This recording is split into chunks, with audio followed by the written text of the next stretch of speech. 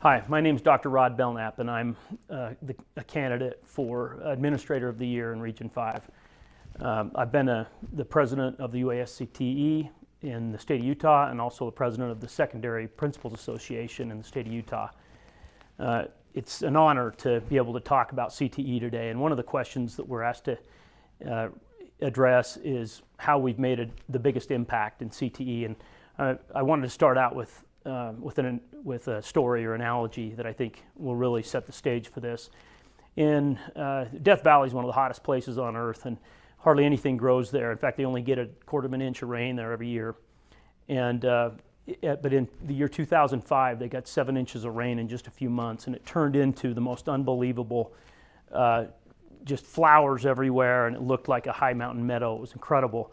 They call it the 100-year bloom. I was so intrigued by it, I called the biologist and asked him how that happened, and he said, it's interesting, those seeds have been there for hundreds of years, and all they were waiting for is the right conditions to bloom.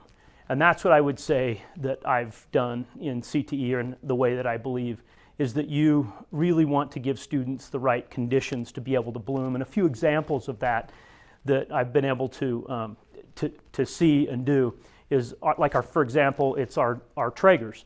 You know, I negotiated a Traeger deal to try to introduce the world of culinary and cooking to a whole new market, and now we have guys all over our culinary program because we are smoking and grilling in those classrooms.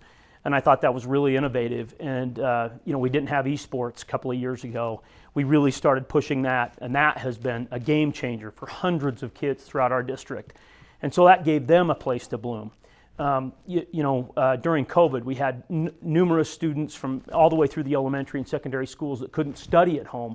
And so we actually made desks in all of our classes, in all of our woodshop classes, over 300 of those, and worked with local industry partners to be able to cause students to be able to bloom, using that.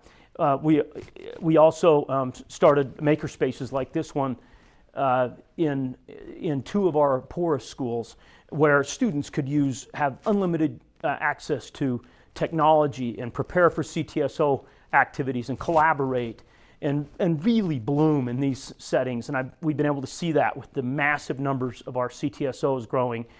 Even teachers bloom.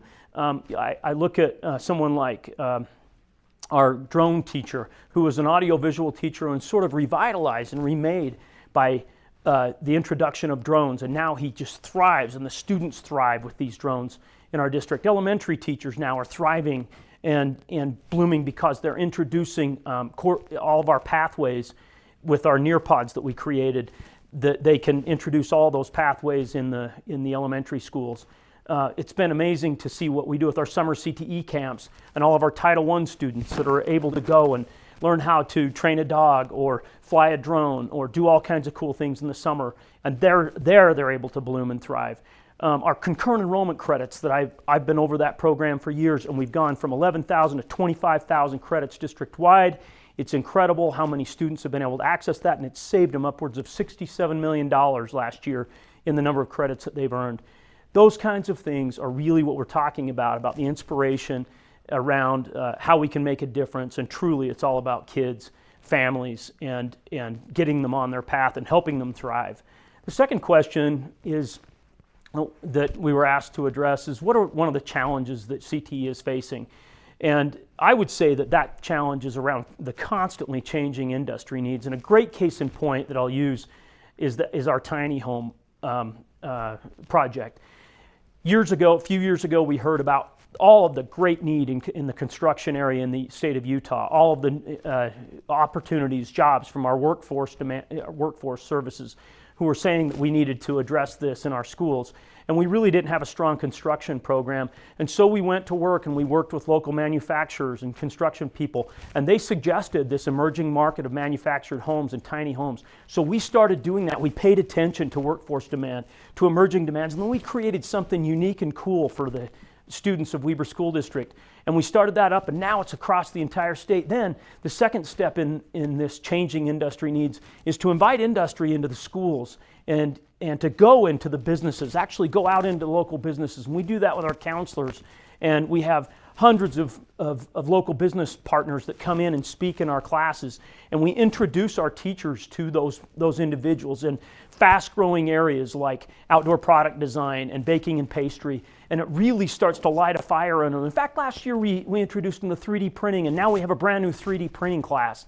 So we are responsive to local industry demand and need, and also on the cutting edge of those things. We identify classes that quote unquote match the hatch as a fly fisherman. We're trying to match what those opportunities are out in industry and do those things in the schools that'll support it. So we find teachers, and we also need to find teachers, train and retain them. That's an important part of it.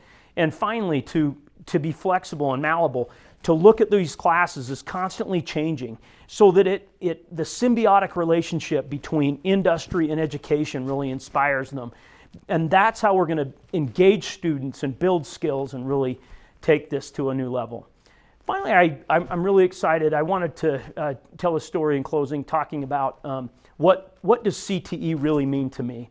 When I was a 17-year-old student, I took a marketing class from a guy named Deca Dave, and he inspired me beyond anything I had ever imagined. He had belief in me. He developed skills in me. I participated in DECA with him, and the confidence that I gained from it really led to me believing that I could do the same thing that he was doing. So when it was time to declare a major, all I wanted to do was be just like Deca Dave.